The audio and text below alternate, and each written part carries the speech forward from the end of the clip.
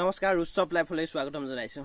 আপোনালোকে ভাবিছে চাগে এইনো কি কথা হ'ব। হয়, মোৰো বিশেষ কথা কোৱাৰ অভিজ্ঞতা নাই বা মই কোনো ধৰণৰ মটিভেটৰ নহয়, তথাপি কথা কৈ ভাল পাওঁ বা বিভিন্ন ধৰণৰ বক্তব্য ৰাখি ভাল পাওঁ। কাকো মন পৰখা কথা ক'বলৈ নাজানো বা কাকো পৰিৱৰ্তন হোৱা কথা বা কাকো সলনি হোৱাকৈ কথা ক'ব নোৱাৰোঁ। আচলতে মই আগতেই কৈ আহিছোঁ যে আপুনি সলনি হ'বলৈ হ'লে আপুনি নিজেহে সলনি কৰিব পাৰে, আনৰ দ্বাৰা কেতিয়াও সলনি কৰিব নোৱাৰে। এই বিভিন্ন ধৰণৰ সামাজিক মাধ্যমত দেখি আহিছোঁ যে মই ইমানেই মটিভেশ্যনেল ভিডিঅ' চাইছোঁ, তথাপি মই নিজকে সলনি কৰিব নোৱাৰোঁ। আপুনি সলনি হ'বলৈ হ'লে নিজে সলনি কৰিব লাগিব। মটিভেশ্যনেল ভিডিঅ' চালেই নহ'ব, মটিভেশ্যনেল ভিডিঅ'বিলাক চাই আপুনি কেনেধৰণে পৰিকল্পনা কৰিছে তেনেদৰে কাম কৰি যাব লাগিব। আমি সকলোৱে সপোন দেখোঁ। সপোন মানে ৰাতি টোপনি যোৱাৰ পিছত দেখা সপোনৰ কথা কোৱা নাই, আমি যে হাৰে থাকি যি সপোন দেখোঁ তাৰ কথা কৈছোঁ। যি মানুহে সপোন দেখিব নোৱাৰে সেই মানুহে কেতিয়াও সফল হ'ব নোৱাৰে।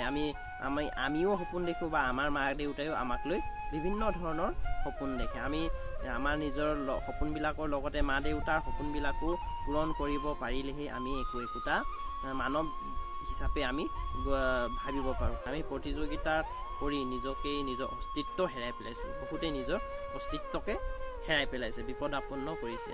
নিজৰ অস্তিত্ব সদায় জাহিৰ কৰিব লাগে। নিজে যে জীয়াই আছোঁ, নিজৰো এটা সপোন আছে বা মোৰ নিজৰ কৰিব পৰা কিবা এটা যোগ্যতা আছে, আমি সেই যোগ্যতাবিলাকহে দেখাব লাগে। আনৰ লগত প্ৰতিদ্বন্দ্বিতা কৰি আমি নিজৰ সপোনবিলাক তছনছ কৰাৰ লগতে নিজৰ মা দেউতাৰ সপোনবিলাক কেতিয়াও তছনছ কৰিব নালাগে। মা দেউতাৰ যাতে আমি ভৱিষ্যতে সুখত ৰাখিব পাৰোঁ বা মা দেউতাৰ সপোনবিলাক আমি যাতে বাস্তৱায়িত কৰিব পাৰোঁ, তাকেহে আমি সদায় চেষ্টা কৰিব লাগে। আজি মানৱ জাতিক কি লাগে? তাৎক্ষণিকভাৱে ৰিজাল্ট লাগে। সকলোকে খন্তেকতে ধনী হোৱাৰ বিভিন্ন ধৰণৰ কিটিপ লাগে বা বিভিন্ন ধৰণৰ কাম লাগে। মই কুইক ৰিজাল্টৰ কথা কৈ আছিলোঁ, মানে আমি তাৎক্ষণিকভাৱে ফলাফল বিচৰাৰ বিষয়ে আমি কথা কৈ আছিলোঁ। আমি সকলোকে তাৎক্ষণিকভাৱে আমাক ফলাফল লাগে। আমি যদি আজি কিবা খেতি কৰিছোঁ, আমাক সেই খেতিৰ পৰা লগেই কেইদিনমানৰ পিছতে আমাক ফলাফল লাগে, আমাক ভাল লাভ লাগে। সেইকাৰণে কি কৰোঁ? আমি ৰাসায়নিক সাৰ প্ৰয়োগ কৰোঁ। আমাৰ সেই ৰাসায়নিক সাৰ প্ৰয়োগ কৰাৰ ফলত কি হৈছে? আমাৰ নিজৰে ক্ষতি হৈছে।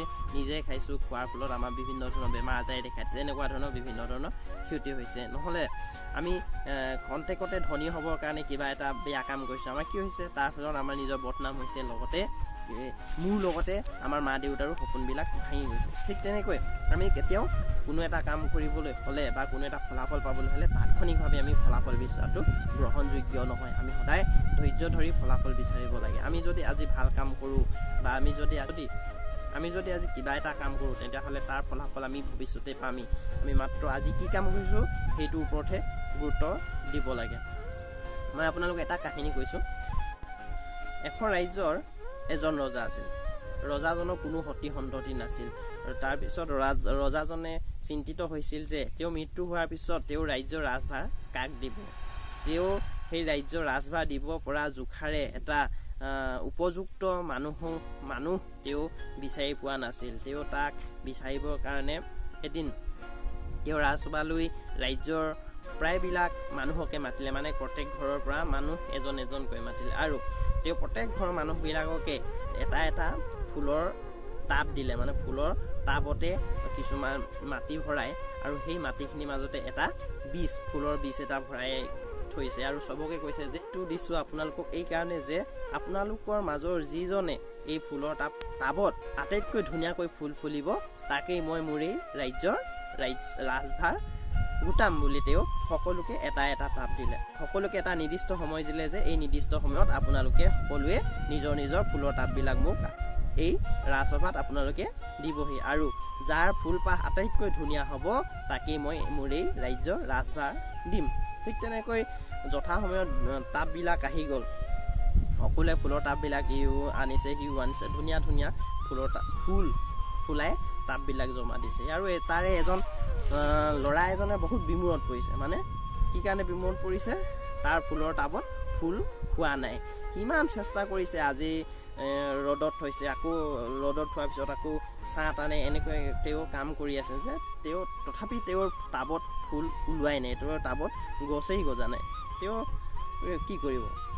তেনেকৈ নিৰ্দিষ্ট সময়ত যিহেতু ৰজাৰ আদেশ মানিবই লাগিব, তেওঁ জমা দিলে আৰু সকলোৱে যিহেতু ধুনীয়া ফুল জমা দিছে, তেতিয়া ৰজাই সেই ল'ৰাজনক সুধিলে, কি হ'ল?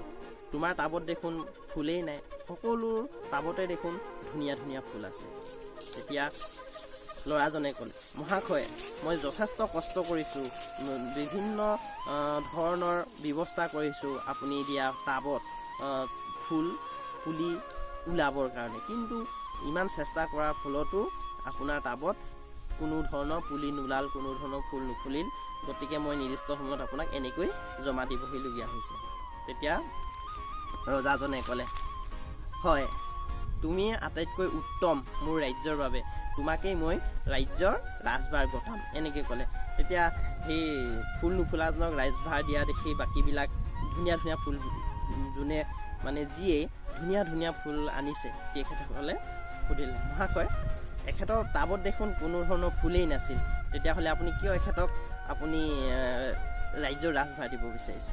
তেতিয়া ৰজাজনে ক'লে, মই সকলোবিলাক টাবতেই এটা এটা গুটি দিছিলোঁ, যিবিলাক গুটি ফুলেই, যিবিলাক গুটিৰ পৰা অংকুৰিতই নহয় তেনেকুৱাবিলাক দিছিলোঁ, কিন্তু আপোনালোকে সেই গুটিটো পেলাই দি বেলেগ গুটি তাত ভৰাই আপোনালোকে ফুল ফুলাই আনিছে।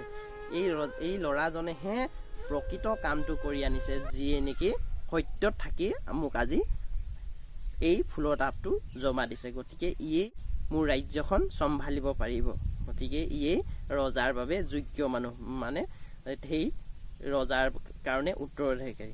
এইটো কথালৈ আপোনালোকে মন কৰকচোন, আমি যদি আমাৰ তাৎক্ষণিক ৰিজাল্ট পাবৰ কাৰণে যদি আমি মিছাৰ আশ্ৰয় লওঁ, তেতিয়াহ'লে কি হয়, আমাৰ সপোনবিলাক হয়তো বাস্তৱায়িত নহ'ব। আমি সদায় সত্যত থাকিহে বা নিজৰ পৰিশ্ৰমৰ দ্বাৰাহে আমি সদায় নিজক বিচাৰিব লাগিব, নিজৰ সপোনবিলাক বাস্তৱায়িত কৰিব লাগিব, লগতে আমাৰ পৰিয়ালৰো সপোনবিলাক নিজে বাস্তৱায়িত কৰিব লাগিব। গতিকে আপোনালোকে মোৰ ভিডিঅ'টি কেনে পালে আপোনালোকে কমেণ্ট কৰি জনাব, আৰু প্লিজ মোৰ এই ৰুটছ অফ লাইফ ইউটিউব চেনেলটো ছাবস্ক্ৰাইব কৰি দিব। আজিলৈ আহোঁ, ধন্যবাদ, জয় আই অসম।